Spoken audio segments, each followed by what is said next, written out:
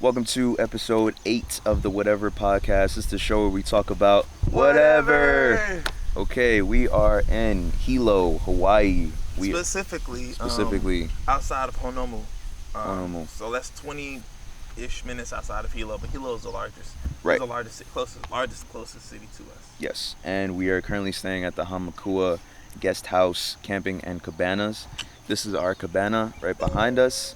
We're having an amazing time here. It's really been a great experience so far, and it's only been like a few days. So, just having a good time, getting content, and we're glad that we've been able to research the Whatever podcast episodes. It's something that's been, always been fun for us. Like, it always hurt. I was just like, damn, like, why did we just stop it at school? Like, we really had a good thing going here. So it's great that this is how we're resurrecting it in this dope place. Yeah, especially in like the flesh, because we could have did it over Zoom or Facebook video.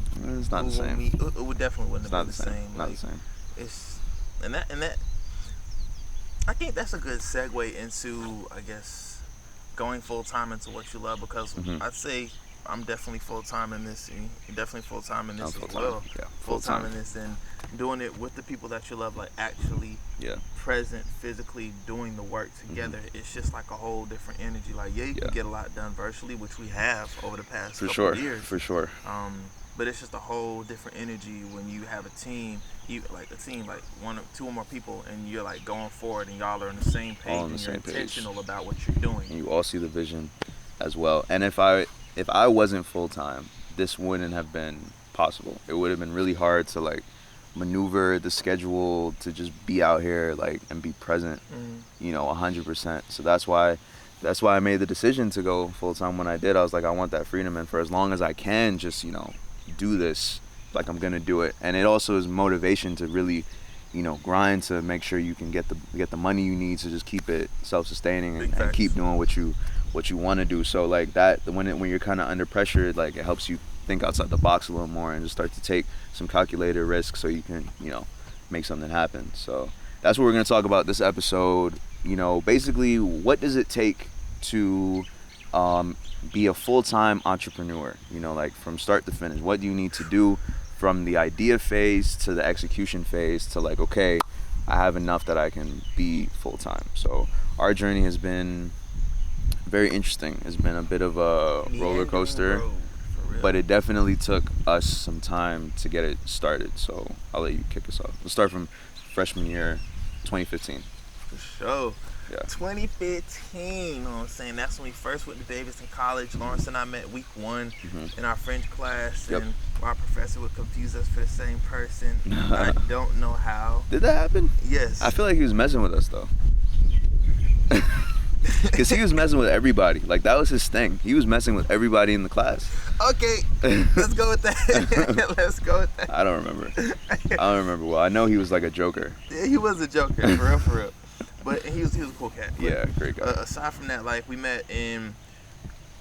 Yeah, Lawrence mentioned that he was, like, into rap, hip-hop, and I was like, yo, there's an open mic, like, pull up. Yeah. And then he went, and I went and watched, and I was like, we got bars, and then that's when I reconnected with Bradford, our third member of Trilla G ENT G3, and from there we just moved forward wholeheartedly, and we recognized that was something that we were passionate about, and we didn't sacrifice that passion, even though there were so many other things immediately in front of us. We had school, social life, family, all these other things. Work, but we still didn't sacrifice our creative capacity to get done what we needed to get done just for our own spiritual life and fulfillment. Yeah. So it was, Vic and I met first week, and Brad was actually living below me in the same dorm. So it's just funny how everything kind of connected. And Vic had met Brad even before we were on campus, so it just really was meant to be. And then when we got together and started rapping together for the first time, we weren't as good as we are today, but we felt like there was like chemistry here, and we were just like, we should just keep doing this. And it just kept escalating from one thing to the next, where it was just, a freestyle to a snippet to like a full song to a mixtape, all in the span of 4 months, one semester. And then it just, from there we could feel like this was something that we needed to continue. We didn't necessarily know exactly where it was going to go, but it was like we should keep rapping together. And then it just kept escalating each year, each semester. It was, more shows, it was better music, made sure we got a mixtape out every semester. And then junior year, that's when the mindset started to change, because we started noticing some issues that we were all collectively having with our art in relation to Davidson. And that we weren't getting paid. So a part of that, not a part of that, a big factor in the shift in our mindset and how we were doing what we were doing was that as artists, our work is appreciated, at the same time undervalued. And that wasn't just a common occurrence for us as like a trio, but for other artists on campus. And initially it started, we just wanted to sell shirts just so we could get our name out there and just like have some merchandise to be seen around the school.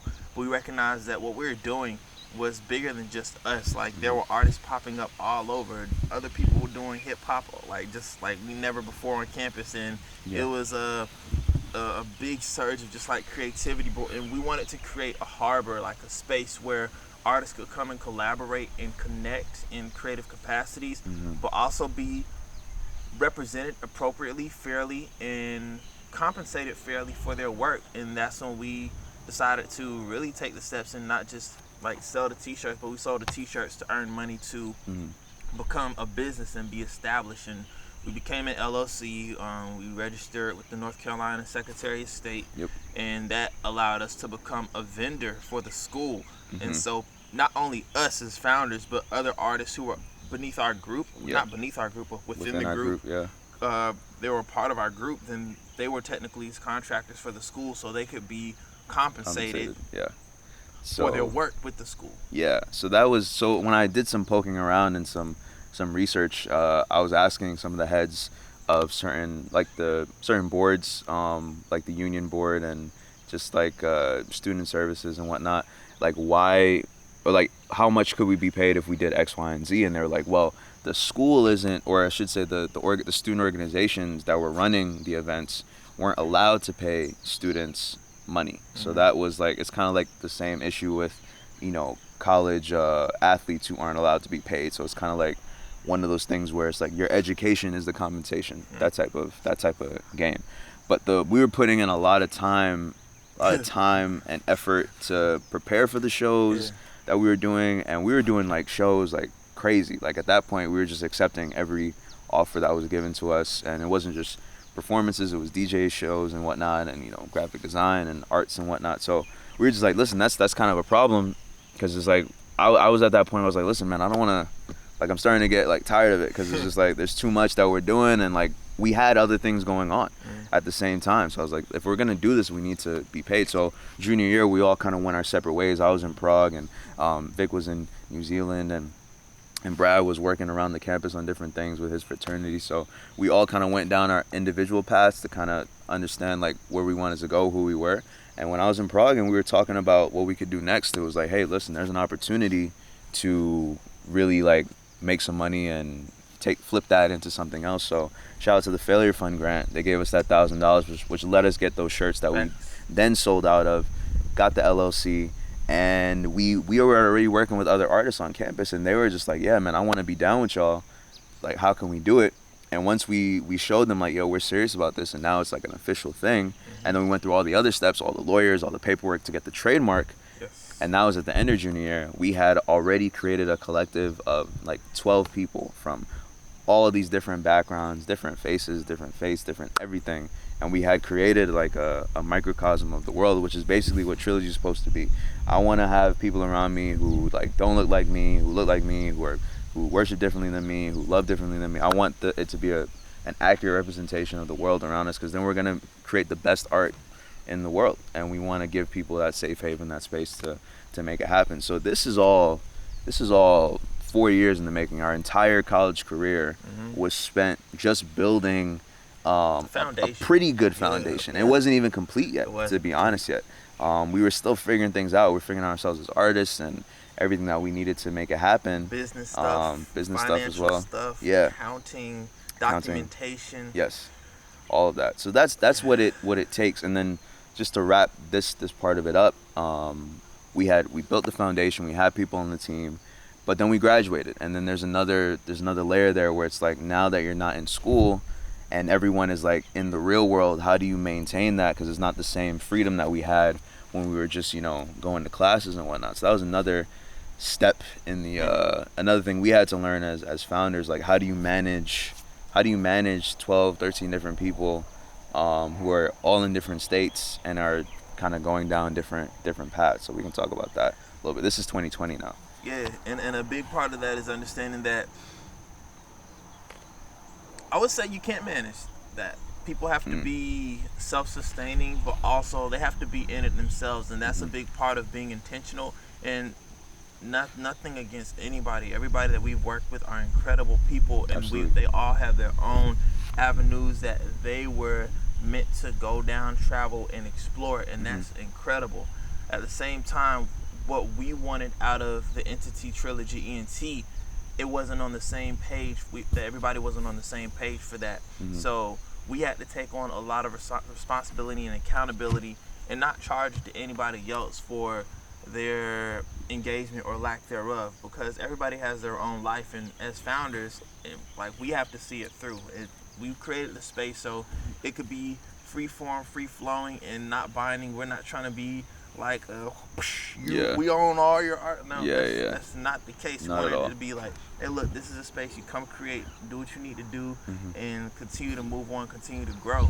But like as Lawrence was saying, post graduating, we had to really learn how to continue to maintain the structure, and a big part of that was the music foundation. And I know for me, like, I just had to continue to create, just like for my peace of mind and sanity. So I continue to do things, continue to drop projects, singles, songs, just so like the page could be active, things like that, and just keep people engaged, keep things going, keep the collaborations going, because that's a big part of our mission, our motto, to create globally, to break social and political barriers, and just to be a positive movement worldwide. And I continued to do that, and then it was just a matter of time, and Lawrence was like, like, come on, like, we started this, like, let's do it for real. And even Bradford, as a founder, like, he's still a core member of the team, a core founder of the team. His focus was more towards his medical pursuits, and we totally understood that. We respected that. That was a conversation that we had even within those first 4 years of establishing our foundation. So it wasn't like a surprise, like, hey, I'm gonna be a PA. I'll catch y'all later. Like, we knew what was happening, and we just had to gear up and prepare for that transition in being able to carry it on. And he's still a main part of it, even now that he's in medical school. You know, that was something we just had to figure out. It was multiple things. Like, even me, I had to take a step back from how active I was being, because I was at my job and I was using it as a stepping stone to help out the team, but I was still helping out, like, with marketing and trying to, my focus was always Trilogy. So when I realized how much work myself and Vic and I were putting in, and I was seeing the lack of engagement from other members, I was like, well, then you have to ask the question, is like, well, you know, how committed are you to what we're doing? Can you see the vision right now? And for a lot of people, the answer was no. They needed to take a step back. They needed to focus on other things, or they just weren't as committed as they were in college. It happens. People go down different paths. It's like, there's no hard feelings at all. So we just took that, and it was like, well, you know, we just got to keep going. And Vic kept us afloat for like those first 10 months outside of school while I was still at work. And then I was like, yeah, man, I got to get back into it too, because I need to write. I need to make it happen. And, you know, it was cool that I was able to experience, you know, the 9-to-5 grind, working at a startup and all that, just because it made me see the difference between working at Trilogy and working at someplace else, and just the amount of effort and energy I was putting in to that versus this. So all of that just led to me wanting to go full time, and, you know, and us kind of really solidifying this new team that we have, where it's like everybody's on the same page and we all want to go forward and we all understand what Trilogy can be. So that is like the basic summary of how we got here. So what you need to answer the question, what you need to start a business and get to that full-time position, one, you have to have the idea, but before you have the idea, you have to have the passion. You know, like, what is the thing that you love the most? What like always brings you joy? What gets you out of bed in the morning, whether it's your job or not. Like, what is that thing that you need? And then you see, like, how can I, like, what's the problem in the world that I can solve using this particular skill that I have, this passion, this hobby of mine. What can you bring to the table? What can you bring to the table? What you enjoy? Yeah, or how can you, like, within that space, how can you fix something that you think could be better or is broken? So for us, it was like, well, we want to, I think at the core of everything we do, we want to help people in some way, shape, or form. And our gift is art, you know, whether it be music, graphic design, you know, filmmaking, marketing, social media, all that stuff. Create a medium to create a platform to amplify the voices and stories. There you go. So that's what we wanted to. So at first it was just, at Davidson, it was like, well, we see an issue. We have a lot of great artists who don't have a place to go to, people to help, you know, facilitate and organize events and help them, you know, on their artistic journey, and they're also not getting paid. So we wanted to fix that at Davidson. So that's where Trilla G came from. And then we decided that it could be bigger than just that. And that's why we got the LLC and the trademark to make it official, because, like, we can make this global. The music is great, the art is great. We're all on this dope path. We all have great skills, and there's a lot of great people around us. So, like, let's keep going. And that's how we got there. So, like, the passion is art. The idea was to help artists have a safe haven for artists and get them compensated fairly, as well as help, like, be a positive influence to the world. That was our thing. And then the next thing, you have to get the documents to make it official. Gotta get your LLC to, you know, make it an official company. You gotta get your trademark to make sure your name is protected from anyone else who's trying to, like, you know, steal it or use it inappropriately.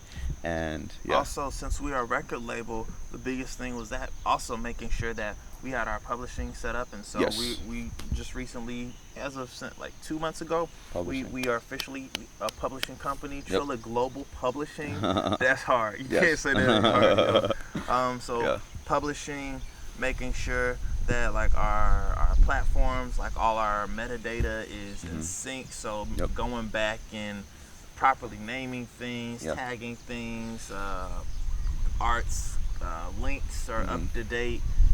Social media, you got to make sure your social media presence is where it needs to be. Get your website, get on all these platforms. If you're making music, get on all streaming platforms. That's DistroKid, that's CD Baby, that's TuneCore, whichever one you want to use. We use DistroKid. And there are other options as well. Like, there are options where, you know, you can not have to pay anything to upload, but there's just like a fee or a little cut, you know what I'm saying, taken out of your final pay. Which some people are okay with that. We know we wanted to kind of do it as independent as possible for Trilla G, so we were like, okay, if we have to pay a flat rate, that's fine, but nothing is being taken out from, like, our masters, like our final works. Yeah, and it's yearly, so it's not really a big deal. We're able to just put that up and be done with it. But you need those things, that foundation to, you know, your passion, your idea, the problem you want to solve. You need the legal documents to make it all official in this country and as well as other places. Publishing if you're into music and whatnot. And then, you know, like, sometimes you might be solo when you first start it, but you need to have a dedicated team, like your core group of people who fully and wholeheartedly believe in the vision that you see. Honest feedback. Yeah, honest feedback, honest criticism is just like, this is what we need to do, this is what needs to change, this is how we need to be better. Because you need that when it gets hard, because it gets hard. You know, it's hard to, you're not going to be making money right away. It takes time. And, you know, it's just, you need to have, like, a group of people who's going to keep pushing you and kind of stokes the fire and is pushing you forward, not backwards, not, like, you know, being negative in your ear, you know what I mean? So especially when you're an entrepreneur, like, people aren't going to believe in the vision right away, and the money isn't going to come in right away. So you got to just be really careful with that. Make sure you have good people around you. Yeah. Another thing is goal setting. People talk about SMART goals. I'm going to be real, I don't remember everything for the acronym. I know it's scalable, measurable, something. But having goals and checkpoints that you can visually see and have accounts of, okay, what needs to happen next so this greater thing can be completed. And taking your time and not rushing. If there's stuff you got to read it. Like, that's how we lose out and end up cheating ourselves, because we just want to take a shortcut. You know, when them terms and agreements agree, like, if there's paperwork, read it. If there's literature out there, read it. Like, Yeah. you should be taking in as much as you can possibly take in. Yeah. Don't believe that you know everything, because that arrogance will lead you to your failure, and not failure in a bad way, because you can always bounce back from failure, but failure in a sense that you took a shortcut and now you have to put in extra work to get back to where you thought you were. Yeah. Watch videos online, YouTube, and anywhere else you can find them. Go to networking events and talk to the people who are in the positions that you want to be in, and maybe find a mentor if that's something that you need. Just really seek out that help, and the rest of it, like, that's your 50%. You kind of grinding and doing everything you can to improve yourself, and making sure your team is right, making sure you're being smart with the money, and you're not like spending it frivolously, and only on the things that you need. And then the rest of it is just prayer and faith, and then just keep going. But just trust the feeling that you have when you're doing that thing that you love. If it puts a genuine smile on your face, then that means that's something you need to be doing. Even if it's not necessarily like something that you'll turn into a business, it's something that you should be doing. So even if you're like, well, I like my job and I like working on this thing, and it's like cool, it pays the bills, you should definitely make that space for your thing, because it's what gives you that extra boost and gives you that purpose that you need. But if you want to make it a business, you got to really put in the extra work and just keep working towards it. It's going to take time. We're 6 years into this. We just kind of got the foundation completely solidified. We're just like full time with it, and we're still learning, we're still growing. It's a process, and it takes time. Just keep moving forward, taking one day at a time. And another thing with that is setting boundaries, because as creators, it's so often in getting encapsulated and just like sucked into what we're doing creative 100% of the time. But if there are no boundaries between what you do for business and what you do for your own pleasure and leisure, then it becomes lackluster. So make sure that you set aside time to say, okay, this is the boundary that I'm going to abide within to work on other people's stuff or work with this as like a business. But also, this is what I'm going to do to just fulfill my own creative energy. So set those boundaries as well. Yeah, but keep staying active, keep staying productive. Make sure you're trying to improve yourself each day, whether it be reading a book, working on a song or a project, whatever it is. And just keep going forward. The way is there. You know what I mean? We're living proof of that, and we like peep game from people who came before us, and we just kept going. At the end of the day, as long as you like believe that you can make it, then you're gonna make it. The only difference between people who made it and people who didn't is just like those guys didn't quit, those girls didn't quit. Like they kept going. And you gotta want it like you need it. Exactly, and we want it bad. So I want it all. So we're just gonna keep going. You know what I mean? So that's pretty much it. That's the rundown. If there's any questions you may have specifically, just put in the comments below. Yeah.